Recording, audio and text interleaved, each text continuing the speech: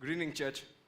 I see very serious faces. Can you look to your neighbor and say, I'm glad I'm here today? And turn to your neighbor and say, I'm not sad that Felix is leaving. Mohan uncle said that everyone don't need to say it. uh, so, so, right after the camp, we came back. I thought I'll rest. Uh, we had a really hectic 1 or 2 months before that, and I thought I'll rest right after the camp.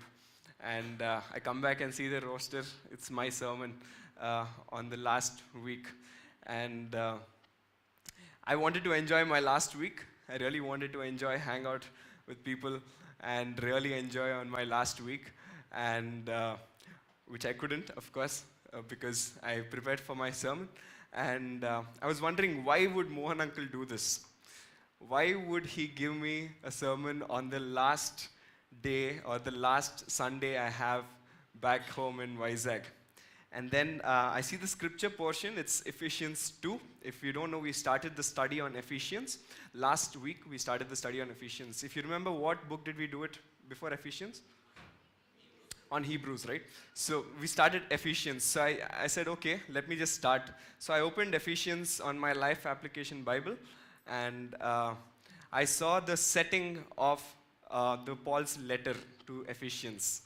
And I'm reading from the Life Application Bible. The letter was not written to confront any heresy or problem in the churches. It was written to strengthen and encourage the churches in the area. Paul had spent over 3 years with the Ephesian church. As a result, he was very close to them. Paul had met with the elders of the Ephesian church at Miletus, a meeting that was filled with great sadness because he was leaving them, for he thought what would be the last time. And I read this. I'm like, okay, now I understand why Mohan uncle did this. I don't know if it's a coincidence, or when I read this, I'm like, okay, this is God. God wants me to do this. And my family is here. Most of them are not here, but my family is here, and I'm really happy that they are here. My dad added a little more pressure by inviting people who generally don't come as well. So there's a lot of pressure on me right now, but I'm pretty sure the grace of God is going to see me through. Our churches are filled with grace, right? Today's topic is impact of grace in shaping the church. If you see, this is the perfect church to preach it in, because our churches are called Grace Tabernacle, Grace Community, Grace Awakening. I mean, there's so much grace happening in GT Ministries, right? So it's a perfect church to preach this in. And I pray that even as I go through this, I pray that God speaks to you, and even as God powerfully spoke to me through this. Let's bow our heads and pray. Father God, thank you, Lord, for this evening. I know that you are here.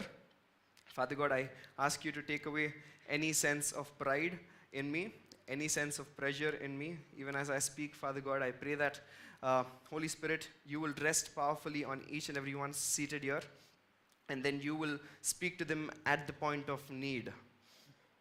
Holy Spirit, we trust you to do this. Jesus, be glorified. In Jesus' name I pray. Amen. So the topic is impact of grace in shaping the church. When I read this, God spoke to me. Sorry, just a second.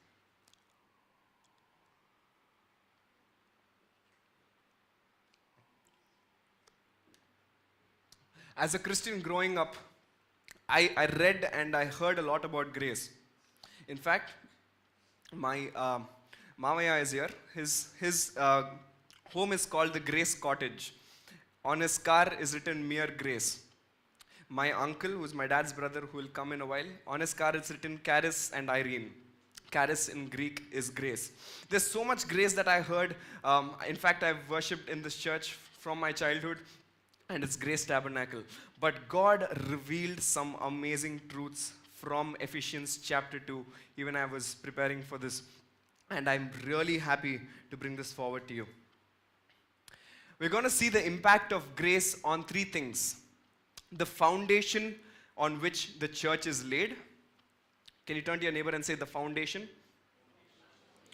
The second thing is the building blocks or the bricks with which the church is built. Right? The impact of grace on these building blocks. Can you turn to your neighbor and say building blocks? And the third thing is the very structure of the church.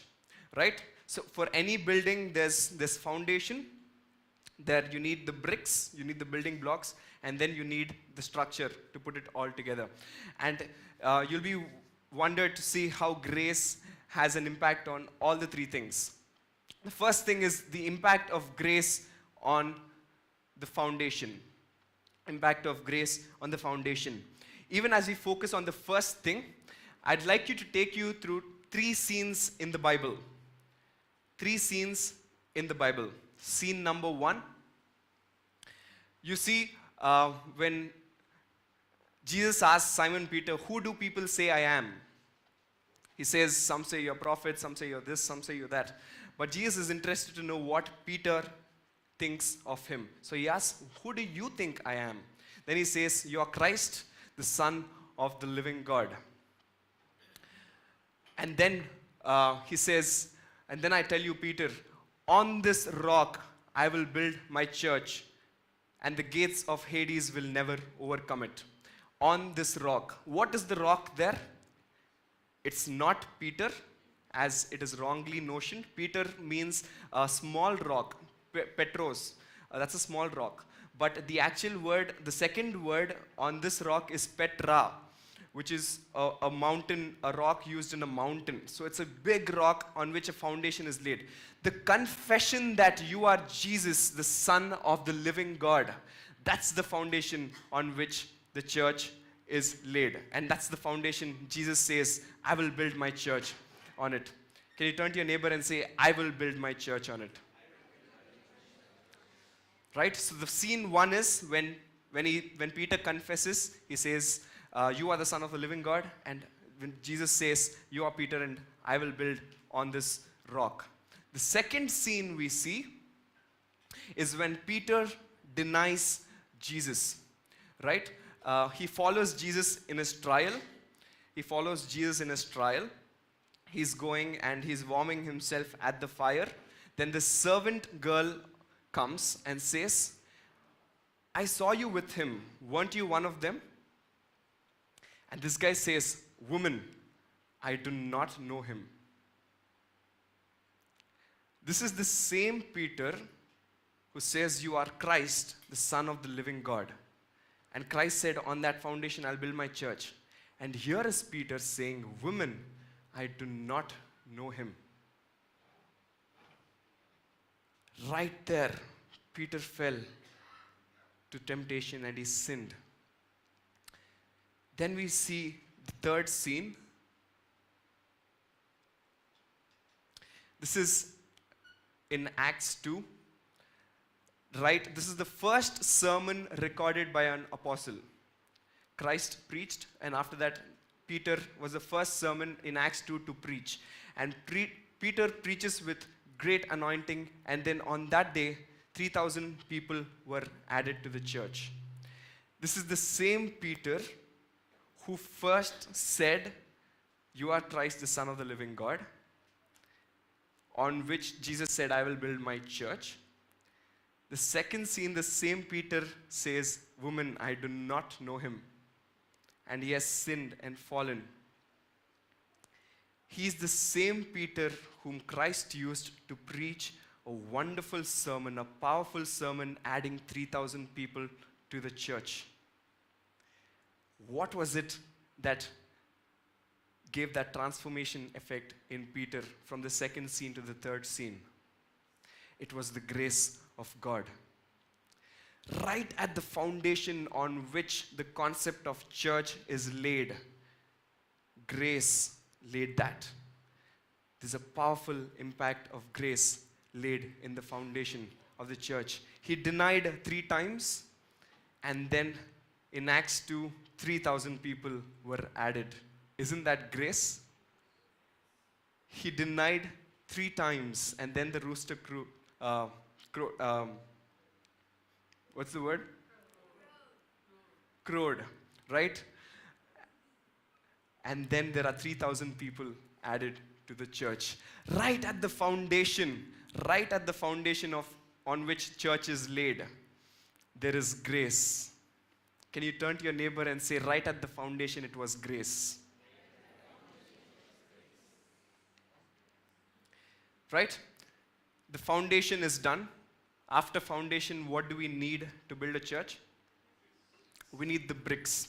We need the bricks, right? So the impact of grace in building. You can open your Bibles even as I go through this. Ephesians chapter 2. I'll be taking very clearly, you will not find any confusion of what you see. And I'm hoping the Holy Spirit will reveal some amazing truths from what we are reading and meditating on today.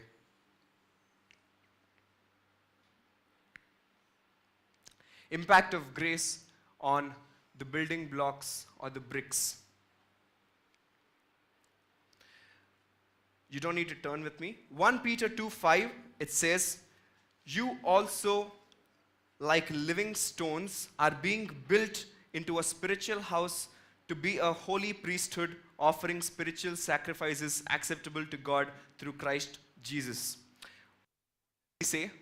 What does Peter say? He says, you are also like living stones, living bricks that are used to build this holy church, the spiritual house. So turn to your neighbor and say, I'm a living stone. What is the impact of grace in our personal lives? Since now we've established that we are the bricks that God is using to build His church, what is the impact of grace in our personal lives? Chapter 2, verses from 1 to 3. It starts with you were.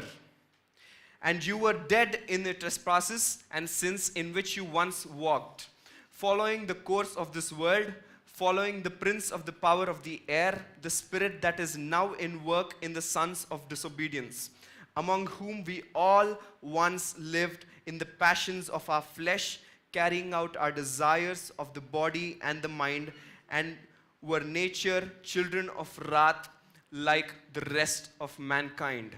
It starts with you were. It shows where we were. What were we doing? Chapter 2 verse 1, it says we were dead. We were dead. In its obvious meaning, we were not physically dead, but we were spiritually dead. Unable to understand or appreciate the things of the Spirit. How were you before you accepted the Lord? Or how are you, if you're from a non-Christian background, you would know it even more. How was that feeling? Weren't you had that desire, but you didn't know what was happening with your life. You were spiritually dead. You didn't have any spiritual faculties to understand what is happening in the spiritual realms, of what is happening in terms of God, right? So you were dead. Once an open-air preacher was preaching a powerful sermon, and then there's this really thug kind of a guy from the audience. He says, you've been preaching for quite some time now, and you're telling us to feel the burden of our sin. What's the burden of our sin? I don't feel it. How much is it? 10 pounds, 20 pounds, 80 pounds. And this is happening in a live program, and the preacher is on stage and he's preaching, and he stops him right in between. He says, I don't feel the burden of my sin. The preacher says, all right, if I take a weight of 200 pounds and thrust it on the chest of a dead person, will he feel it? If I take the weight of 200 pounds and thrust it on the chest of a dead person, will he feel it? That guy was dumbstruck. If you're spiritually dead, you will not feel the burden of your sins. As believers, sometimes in our walk, when we take grace lightly, we don't feel the burden of our sins. We are like, it's done, man. It's done. We won't feel the burden of our sins if you're spiritually dead. The wages of sin is death. This everyone knows. From Sunday school, we've been learning this. But now we understand what death actually is. We are separated from God. The second thing is, first you were dead. The second thing is, you were disobedient. That is from verses 2 to the first part of verse 3. You were disobedient. This was the very beginning of spiritual death. Right in Genesis, when God says, you do not eat of this fruit, you shall surely die. The Satan through the serpent came, you can eat it, you will surely not die. Wow, isn't it amazing? It is almost like Satan going one-on-one with God, is saying, he used the same words, you shall surely not die. And Eve fell for that and she had it. That is where it started. Disobedience is going against the will of God. It is easy for us to disobey. It is really easy for us to disobey. In our temptations, when we are really tempted to do something which is really appealing to us, and we know that God won't be happy with it, that is when Satan will come right along with you and say, it's okay. You will surely not die. I mean, you'll get hurt, but that's okay. I mean, you're young. Dude, you need to see life. This actually happened with me. When I was going through a very bad phase, when a lot of hurts were happening with people in the church, I was going through this bad phase, and I would come, for few of you who don't know me from the past, can you believe that a person like me who comes here on Sunday, every Sunday at 3 o'clock and goes right after everybody leaves, I used to come 5 minutes after 5 and leave 5 minutes before 7 at that time. I was going through a very dead phase in life, and I used to really hang out with all my friends. They were giving me all the happiness, all that joy that I was needing, which was not coming from the spiritual people when I came to church, and that was happening with me. And the evil one slyly came to me, and he said, look at that best friend of yours. I think you and her will be really good if you get together. At that moment, I knew that I would definitely not fall, because I've got a really strong foundation. My parents are in full-time ministry. My family, whole family is here. They're all in full-time ministry, and I've got a really strong Christian foundation. I will not fall. But Satan said, try it. I think you will not die. I mean, what will happen? You will not die. You will just have that one of your backslidden phase, and then you will come back. So I tried it. As I tried it, every day God would speak to me like a slap on my face, saying, this is not for you. This is not for you. In your weak moments, when you take the grace of God for granted and boast in your spiritual heritage, the Satan one can come and tap you right there and say, you will surely not die. It was the grace of God that helped me out of it, and it's restored my relationship with the person as well as friends. It's just the mere grace of God. And you'll always, it's been a trend for us to blame Eve for this sin, because that's the first fall in the Bible, right? To blame Eve and Adam for the sin. But the first fall didn't happen here on earth, it happened in heaven. Satan fell first.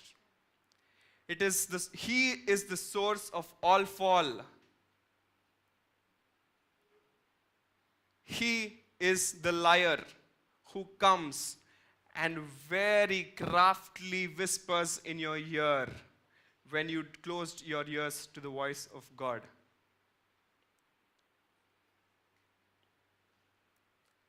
And then it says, the second part of verse 3, you were doomed. If you don't know what, you were doomed, destined to destruction. By nature, we were children of wrath.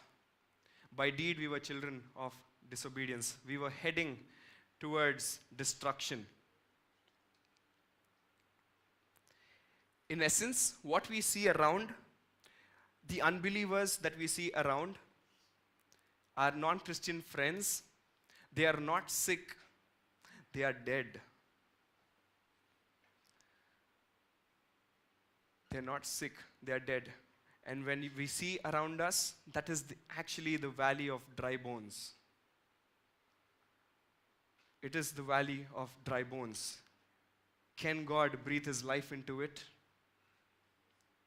Church, can God breathe His life onto these dead bones? Yes, they will live. Then we go to chapter 2, verses 4 to 7. It says, but God.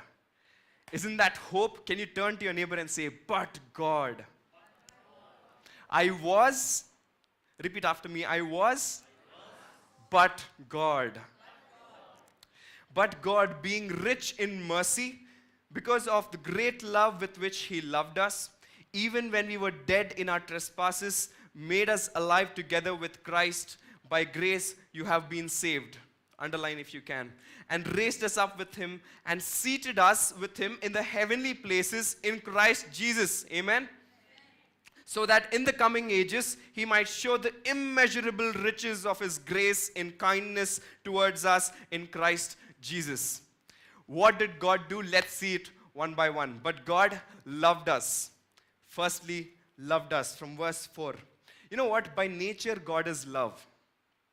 By nature, God is love. So it didn't take a sinner for Him to love. Even if we weren't sinners, He would have anyway loved. Does that make sense? Does that make sense? Can you shake your head? Yeah? Any which way you want. Does that make sense? Yeah? Even if we weren't sinners, even if there was no sinner, God would have loved. Right? Now I'd like to point you out to something which can be like a simple math. A very simple math. I'll give you a small formula. Now God has some attributes in Himself, which is He is love, He is holy, right? He is truth, right? Let's take these three things. He is love, He is holy, and He is truth. That is Himself. Now, His nature in relation to man translates into something else. The result is, since He is truth, when in relation to man, it turns into faithfulness. Since God is truth inherently, when it comes to man, when He shows His truth on man, it's faithfulness. Since He is holy, in relation to man, it's justice. Does that make sense? Are you with me? Since He is holy, in relation to man, it's justice. Since He is love, in relation to man, it is grace and mercy. Amen? Since God is love, in relation to us fallen sinners, it is grace and mercy. God is rich in mercy, verse 4, and grace, verse 7. In His mercy, He does not give us what we deserve. In His grace, He gives us what we don't deserve. In His mercy, He does not give us what we deserve. You were set to be doomed. It's His mercy that put that away. It's His grace that put us with Him, with Jesus in the heavenlies. Isn't that amazing? Isn't that amazing? Our spiritual, if you see in the Bible, in the Gospels, there are 3 physical resurrections. Who are the 3 physical resurrections? Lazarus, Jairus' daughter, widow's son. So the 3 physical resurrections in the Bible, all the 3 of them came to life on hearing the word of God. It is a picture of what is happening to a sinner once he hears to the word of God. He comes alive spiritually. And this spiritual resurrection is much greater because we are seated with Christ in the heavenlies. Isn't that amazing? Can I hear an amen to that? Amen. Right? He didn't leave us there. He didn't leave us there. That's not yet the best part. Can we go forward? Yeah, He resurrected us. Sorry, I missed that. He exalted us. He exalted us. He loved us, and then He resurrected us, and He exalts us. We are not raised and left in the graveyard. We are not raised from the dead and left in the graveyard there. Right? We are united with Christ and have been exalted with Him, and we are sharing His throne in the heavenlies. That's our position. Church, if you are a Christian, you are living here on earth, but your position is with Him in heaven. You operate with things on earth from that position that He gives you. That is what makes life living as a Christian better to your non-Christian friend. It is not this church friendship that makes it better. Most of us think it is church friendship that makes it better. I've got a friend to hang out with every day because our youth group is big. Our position with Christ in the heavenlies is what makes it better, and we operate from that. So when we face difficulties in life, we do not fight for victory, but we fight from the victory that Jesus has won for us. Isn't that amazing? We do not fight for victory, but we fight from the victory that Jesus has won for us. I must credit this to Vinupal when he said this in the camp. I was blown. That opened a lot for me to understand and grasp the truth. As a Christian, most of us, we've gone through our phases when you say, I feel really dry. You know, I'm going through this depression. I'm going through this dead situation in my life. I don't know what's going to happen. I don't know what or when it will end. We are waiting for the resurrection, or for the return of Christ, just as an escape route from what we are facing. Can you relate to that? I've at times felt like that. I felt like that. We as Christians live our lives dull, boring, just to meet our ends, wake up in the morning, sleep in the night.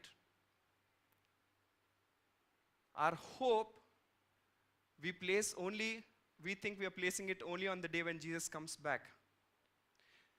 Church, let me tell you this very clearly. We can live in that same power today. Can you turn to your neighbor and say, I can live in that same power today? With these earthly things around me, I am seated in the heavenlies, and I am operating with that power that comes, that Jesus has rightfully given to me through the Holy Spirit, which is applying in me, and the God who's initiated it. I can live with that power today. Amen? I still feel we have a lot of dry bones sitting at the back. Amen? Yes. He's exalted us. We are fighting from that victory. We enjoy all this because God decided that I will lavish my grace on them. Isn't that amazing? Church, we are not here to die, to be doomed. We are resurrected. We have a victorious life to live. I'm not saying life will be devoid of any problems. I'm not saying your bank balance will be completely full all the days of the month. That's prosperity gospel. I'm saying even through an empty bank balance, even through a pending promotion which has been pending for 6 or 7 years, God will give you the power to live a victorious life. Because you're not living for that promotion, you're living for His kingdom. Isn't that amazing? Church, can I hear a huge amen for that? Then we move on. Verses 8 and 9, it says, through faith. For by grace you have been saved through faith. And this is not your doing. It's a gift of God, not a result of works, so that one may boast. Grace means salvation completely apart from any merit of yours. That's what grace means. Salvation apart from any merit of yours. God did all this for Jesus' sake. Not even for your sake. Did this for Jesus' sake. Even there you can't take credit. Oh God, he had this soft corner. Since we did not gain any of this by good works, since we didn't gain any of this by donating a lump sum to Ashraya Charitable Society, since we didn't gain any of this for participating in the non-corruption movement, we cannot lose it because of our bad works. It is not dependent on our works. It is grace, and you get it through faith. The only thing that you contributed to your salvation, as a great man of God said, is our sin. That's the only contribution. It's a gift, not a reward. Salvation is a gift. It's not a reward. Our reward is waiting when we meet with Christ. Salvation is not your reward. It's a gift freely given. Most of us try to add something to this, he got saved because God saved him, and then I prayed for him also. Because of my fasting prayer, we spent full night prayer. He got saved. Praise God, yeah? Praise God. But we prayed, man. It took like 10 of us. He was really an adamant guy. Grace plus nothing. You cannot add anything to the salvation. You cannot subtract anything from it. It is through faith. Rightly understood, I will wrap the gospel up in 6 words for you. You were, say you were, but God through faith. That's it, that's the gospel. Can you say it again? You were, but God, that's where grace came in, through faith. That's the gospel. Isn't that amazing? Isn't that amazing? The bricks are getting ready now. Who are the bricks? Church, are you still with me? Guys at the back, who are the bricks? We are getting ready now. Verses 10, it says, for we are his workmanship, created in Christ Jesus for good works, which God prepared beforehand that we should walk in them. Workmanship, the Greek word is poema. The word poem is derived from it. It says, workmanship is a word that you are made, you are manufactured. When a product is manufactured and it is ready, is that the end process of the product? Shekhar will tell me, he works in a pharmaceutical company. When his tablets are crafted and made to perfection and they are sold in a shop, that is not the end purpose of it. When we are saved, that is not the last step of it, but that's the first step. If a tablet is not consumed in the given date, it expires. We as Christians, if we are satisfied with our salvation and what we have, and do not do anything, and just sleep on it every day, you will join the dry bones very fast. Salvation is the first step. The brick is just ready. Now that the bricks are ready, it's time for the structure to come together. Right? So, what was on the foundation, what had an impact? On the foundation? Can you say it louder? Grace had an impact. On our building bricks, what had an impact? Grace had an impact. Now let's go to the foundation. But before we go to the foundation, there is a caution. Can you open your Bibles? Verses 11 and 12. Therefore, remember, can we underline remember? That at one time You Gentiles in flesh called the in flesh called by the uncircumcision, called the uncircumcision by what is called the circumcision, which is made by flesh, in the flesh by hands. Remember that you were at that time separated from Christ, alienated from the commonwealth of Israel, and strangers to the covenants of promise, having no hope and without God in the world. It asks us to remember. Here, in the second, I found it really strange to why Paul placed it there in his letter. He said, this is what he did for you, this is what Christ did for you. And then he goes on to talk about collectively.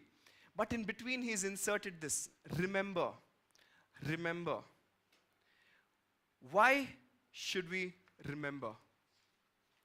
Why should we remember? I'll bring down 3 points. It will be good for you to write it down. We should remember because it keeps us from boasting in our redeemed newness. We should remember what we were because it keeps us from boasting in our redeemed newness. Few of our big Christian stalwarts, they take pride in the fact that we are 4th generation Christians. We are 5th generation Christians. Why should we remember from where we came? It keeps us from boasting in our own renewed newness and trusting from whatever God made beautiful from us, trusting in that thing more than God. In Ezekiel 16, it pictures, this is pictured very carefully. Follow me even as I read it. God pictures Israel as a baby thrown out to die, which he finds and rears and marries and decks with splendor. It's a picture of what God does with every one of us who trusts him. That was our past. We were thrown. But God picked us, he loved us, he's decked us with splendor. So it keeps us from boasting in our renewed newness. The second thing is, it makes us cherish our forgiveness more. It makes us cherish our forgiveness more. It makes us love Christ more intensely.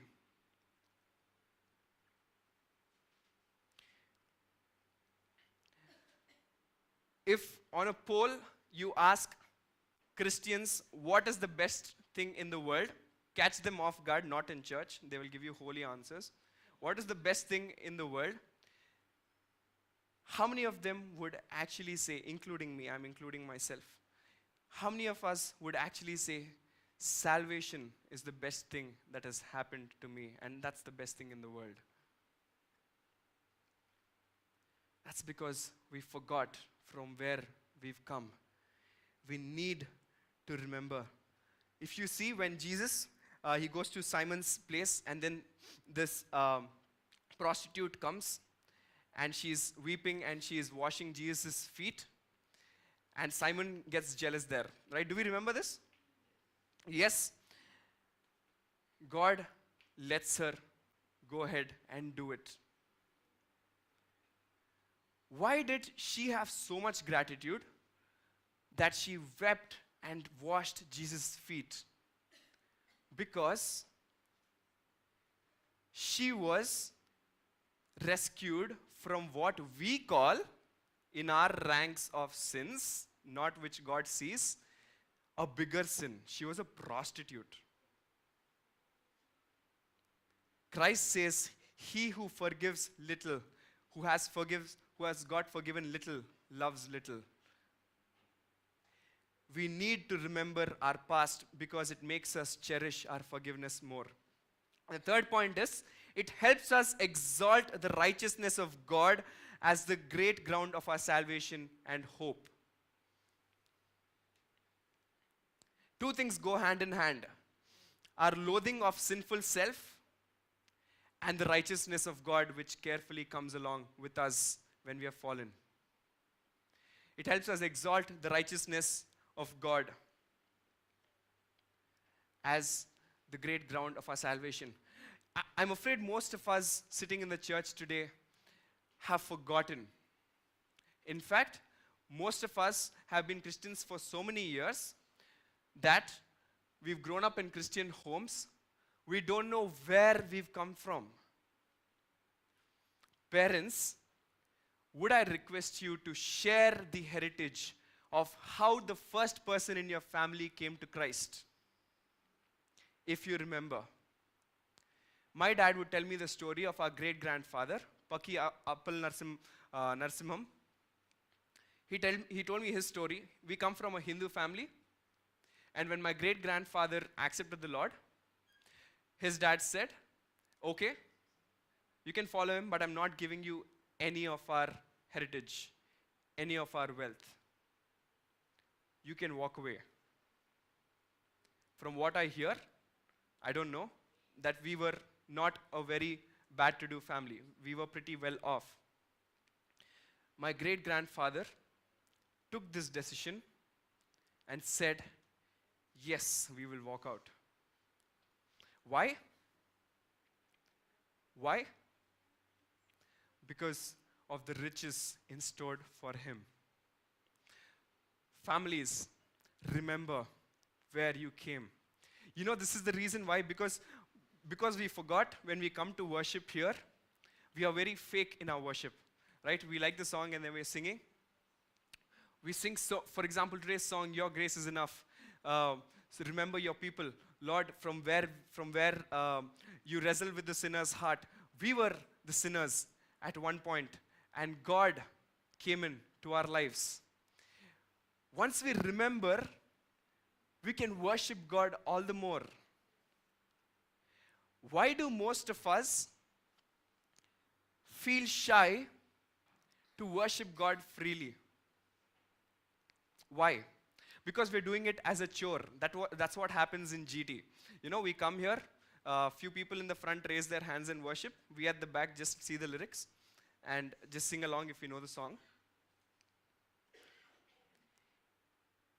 If we forget, we will not be able to worship in spirit and in truth. Let's move on to the structure. The bricks are ready. Yes? Are the bricks ready? Yes. Now the structure.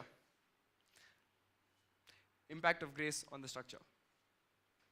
Verses 2:13 to 18. But now in Christ Jesus, you who once were far off have been brought near by the blood of Christ. It talks about Ephesians then, who were Gentiles, and now we were Gentiles, right? Blood of Christ. For he himself is our peace, who has made both one and has broken down in his flesh the dividing wall of hostility, by abolishing the law of commandments expressed in ordinances, that he might create in himself a new man in the place of the two, that is, Jews and Gentiles, so making peace, and might reconcile us both to God in one body through the cross, thereby killing the hostility. And he came and preached peace to you who are far off, and peace to those who are near, that is, Gentiles and Jews. For through him we both have access in one spirit to the Father. God did the great work of reconciliation. I managed to get some facts from the internet, from the Holy Book, which I'm told by Mo and Uncle most of the Jews might not believe, but this was there in their culture. At least few of them had this feeling among them. If you characterize this passage, it talks about enmity. Enmity is the key word there. How are Jews superior to these Gentiles in that culture? If a Gentile hits a Jew, the Gentile must be killed. This is from Talmud, the holy book of Judaism. A Gentile who strikes a Jew deserves death. Striking a Jew is in God's eyes an assault on the divine presence. All the blessings which Gentiles enjoy come to them only because of God's regard for Israel. I'm talking about the inferiority of Gentiles here. Gentiles are inclined to bestiality, lewdness, and murder. A Gentile who observes a day of rest deserves death. God is displeased when Jews show hospitality to Gentiles. This is their belief. This was the belief of people then living in those days. It is permissible to cheat a Gentile in court. For executing a Gentile, only one person's testimony is needed. In case of a Jew, two people's testimony is needed.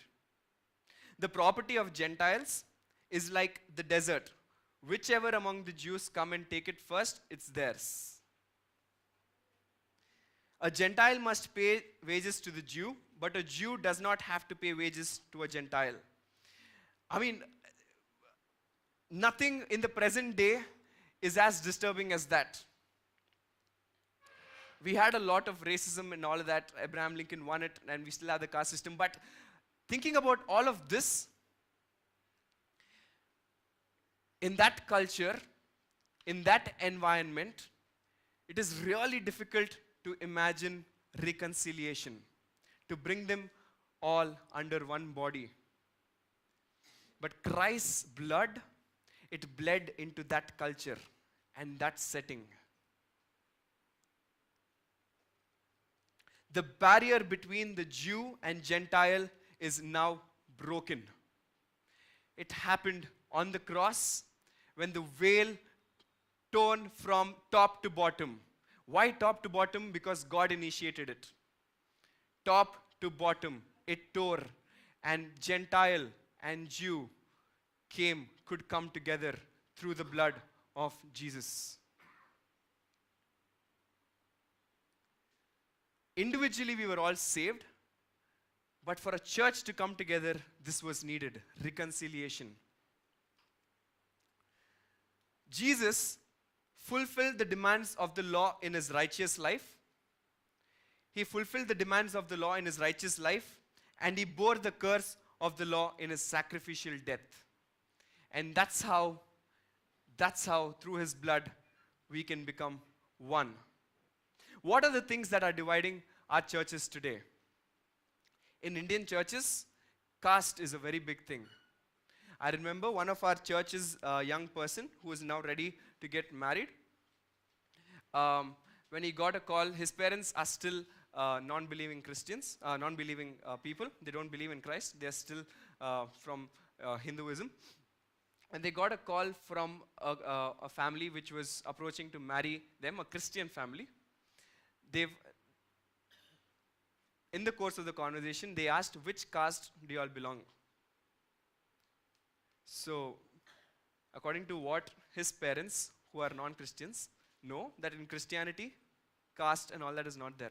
So when they asked, మీ మతంలో ఇవన్నీ ఉండవు కదండి, you all don't believe in all of this, right? అదంతా చెప్తారండి.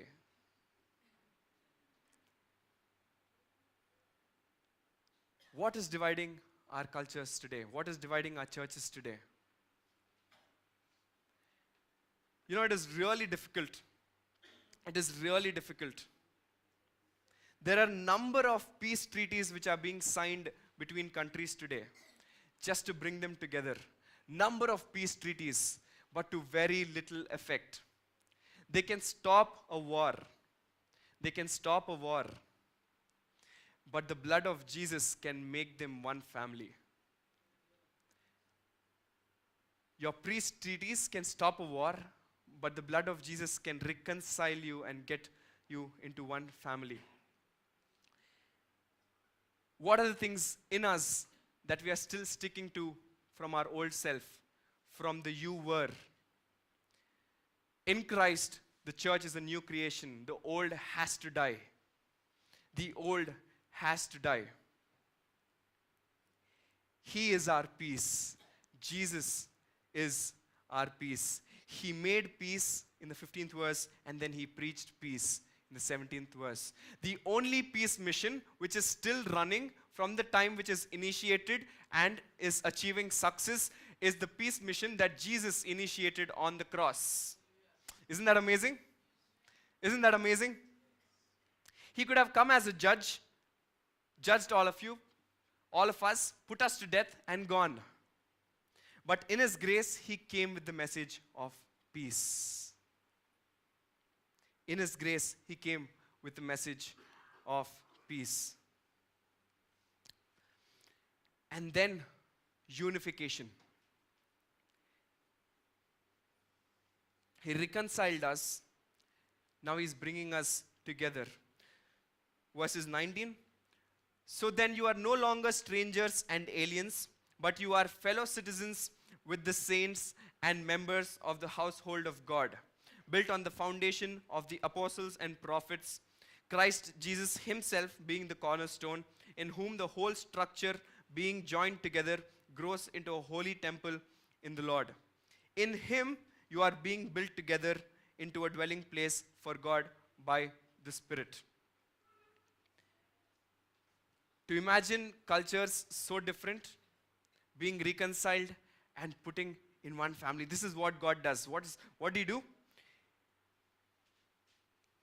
He made us one nation. Verses 19, first part, He made us one nation. This is a new nation. This is the church, or a chosen generation. A chosen generation, a holy nation, a royal priesthood. This is what He's talking about. One nation, all of us, all our races put aside, all our castes put aside, all our physical appearances put aside. He is bringing the church together with His message of grace and peace. All the believers, regardless of their nationality, belong to this one nation. Isn't that amazing? People whom you'd have no clue about, right from the other end of the globe, when you come together and meet for the first time in a church, you can still worship the same God and feel part of the same family. Isn't that right, Tom? Do you feel at home here in Vizag in India? Yes, we are part of one nation. And then he goes on to say we're part of one family. God is our Father. One family. We enter into God's family. Irrespective of, again, race, nation, we are all part of one family. God is our Father. We are all brothers and sisters in Christ. And then he talks in the verse 20 to 22, one temple. Built on the foundation of the apostles and prophets. This one temple, which God said, I will build. Remember, He said, I will build my church on this. It is built on the foundation of apostles and prophets. Many of the churches today are being built on modern ideas. Ideas which appeal to their mind. Like the prosperity gospel, right? The gospel of, what is the grace? Hyper grace. On the ideas that come and appeal to them right now. But the Word of God says there's only one church, and it is built on the foundation laid by the apostles and prophets. It is built on their rich spiritual heritage. The gospel that they preached, pointing out to the chief cornerstone, Jesus. There's only one church. It is not built on any modern ideas. All the temples in this world are destined to be destroyed except one, the church which Jesus initiated back then 2,000 years ago. He did not just save us individually. He did not just save us individually. He put us all together in one family. Isn't it amazing to be part of God's eternal plan? That is where we derive our purposes, our personal purposes for the kingdom. It is all because of grace. What were we that we deserved this? He chose us. He saved us. He makes us clean, places us in the heavenlies, and then brings all of us together, all our brothers and sisters together. Two communities which were so hostile, He brought them together. It's just grace. It's just grace. Even as the worship team comes forward and we sing the last song, let me take you to this point for which all this was initiated. What is the last aim of grace? What is the final goal of grace? Can we all close our eyes even as I read this and picture what I am reading? Picture what I am reading. It is grace that is shaping His church. Can we all close our eyes? This work is soon going to be completed. Soon going to be completed. One of the 7 angels who had the 7 bowls full of the 7 last plagues came and said to me, "Come, I will show you the bride, the wife of the Lamb." And he carried me away in the Spirit to a mountain great and high, and showed me the holy city, Jerusalem, coming down out of heaven from God. It shone with the glory of God, and its brilliance was like that of a very precious jewel, like jasper, clear as crystal.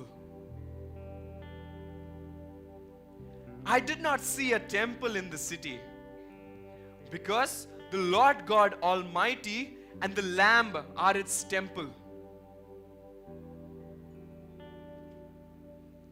The city does not need the sun or the moon to shine on it, for the glory of God gives it light, and the Lamb is its lamp. The nations will walk by its light, and the kings of the earth will bring their splendor into it.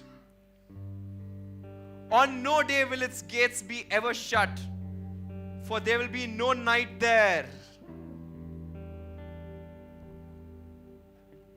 The glory and honor of the nations will be brought into it.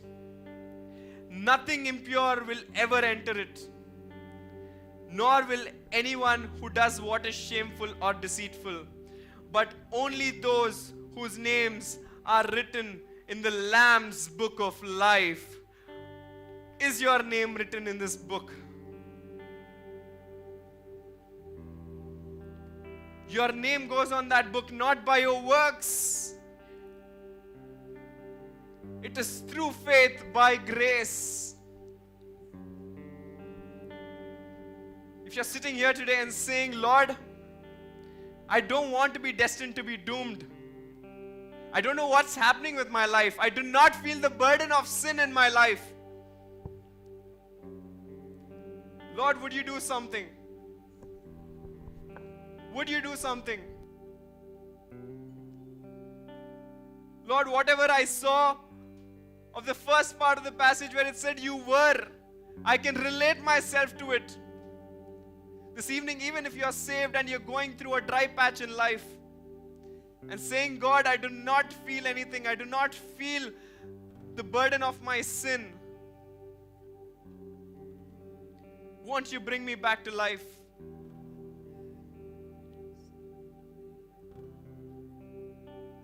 Won't you bring me back to life?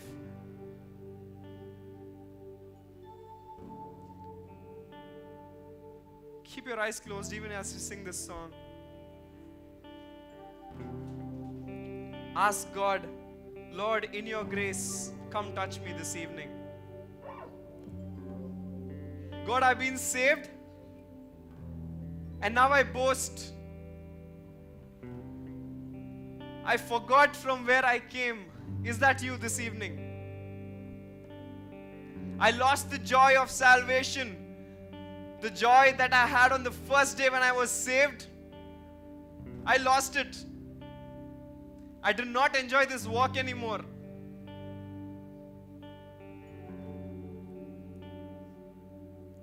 This evening, God is saying it's grace. Come back to me anytime. Anytime. You and I, we are destined to marry, not to die.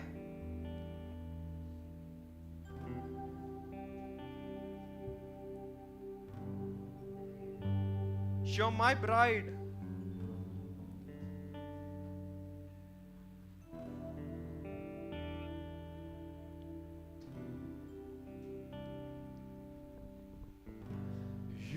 I stand on holy ground, yet by your grace I live.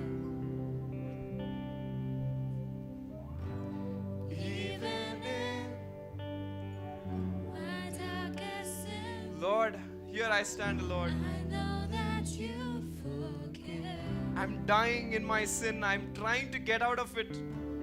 It's your grace and grace alone that keeps me on my feet. It's been really hard. By your grace and grace alone, I'm alive.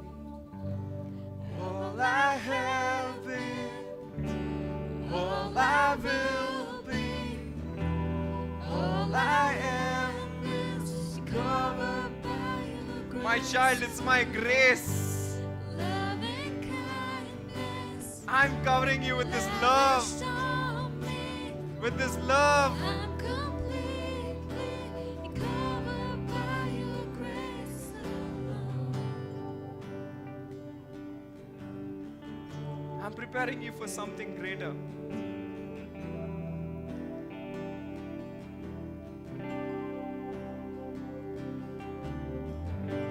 Jesus, breathe. Over me, lead me once again. If you lost the joy of your salvation, the time is now. You perfect my wayward steps, so I am not condemned. Word of God says it's not by your works, by grace.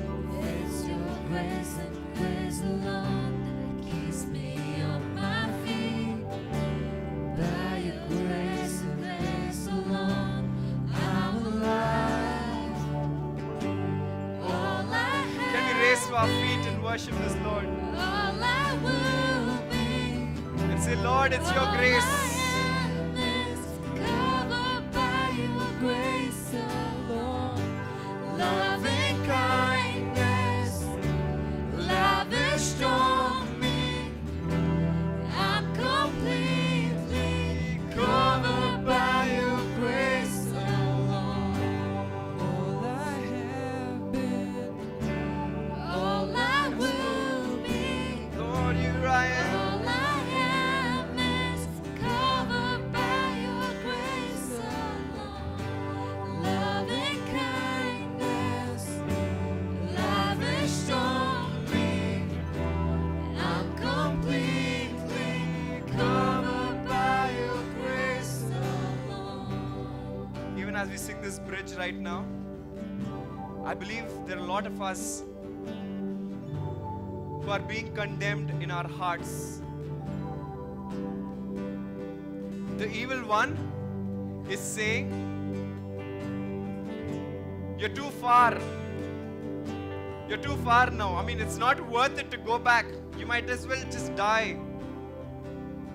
He began by saying, you will surely not die. But you're going down that path. But this evening, the good news is God's grace is still available to you. If your sin is deep, His grace goes deeper. and your love befriends me. Yes, Lord. When my footsteps falter, then your love is stronger.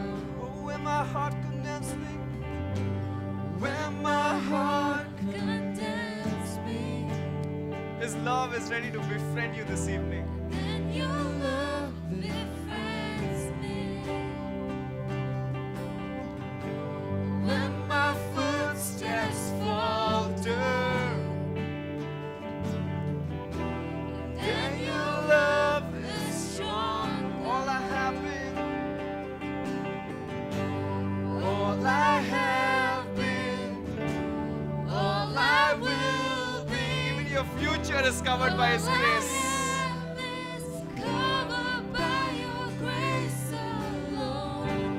Loving kindness, His grace lavish. I'm completely Covered by your grace alone. All I have been, all I will be, all I am is covered by your grace alone. Loving kindness lavished on me.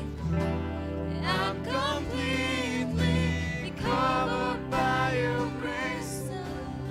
I want to call upon Mohan uncle to come forward and pray for all of us.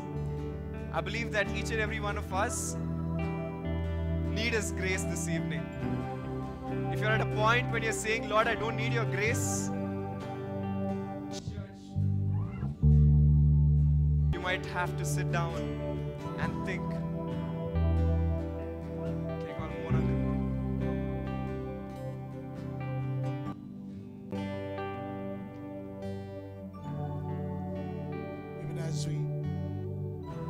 even as we are and just look into your heart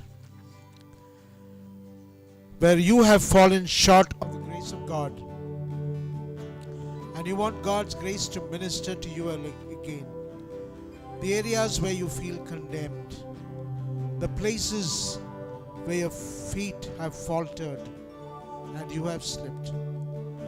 This evening, God is saying, my grace is enough. It's His grace that helps us to live. It's His grace that prepares us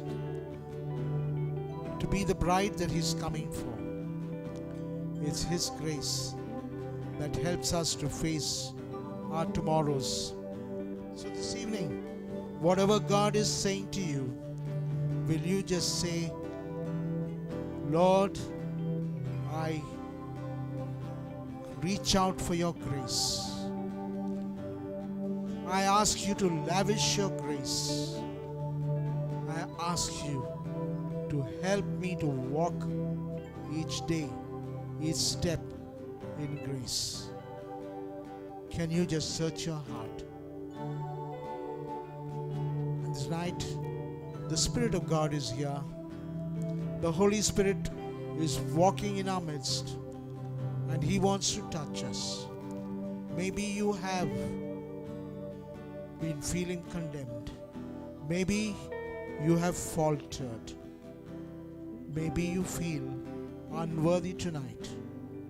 But the grace of God can change all that.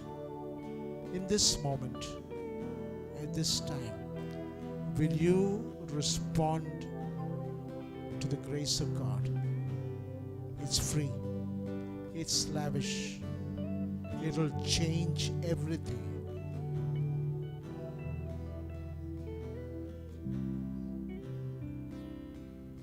Thank you, Father, for your amazing love for each of us. Thank you, Lord, for that wonderful plan of salvation. That we who are dead, we who had disobeyed, we who were doomed, were made alive with Christ. And not just made alive, but we have been seated with Christ in heavenly places. We thank you for your plan of salvation. That has ensured, Lord God, that we are your workmanship. Because, Lord, we have been resurrected, Lord. We have been exalted. And we have been called, Lord, to walk purposefully, doing your works for your glory. We thank you that you came and broke that middle wall of partition. You breathed your peace into our lives, into our destroyed fabric, Lord. Your peace brought an entirely new beginning. And Lord, we say this evening, Lord, whatever Satan has done, intended for harm, you, Lord God, this evening are turning it around for good in each of our lives, Lord. This is a day of restoration, Lord. This is a day when the old is being given way to what is new and wonderful, because, Father God, you are doing it. And tonight, Lord God, we come thanking you for reconciling us. Thank you, Lord God, through your Son, you have reconciled each one of us back to you. Thank you for calling us your sons and your daughters.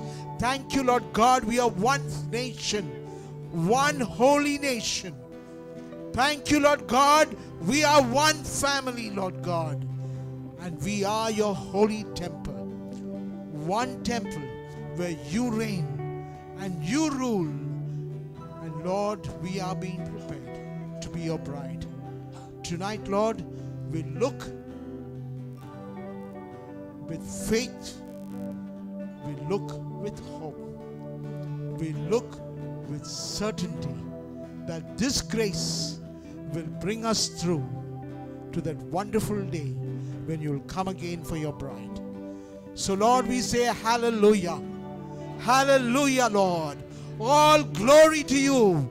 Oh Lord, from this day forth, we will live our lives for your kingdom, for your purposes. Lord, be glorified in our lives, Lord. Lord, what is dead, tonight we say, let it come alive, Lord. What has decayed, Lord, bring it back, resurrect it, Lord. You be glorified.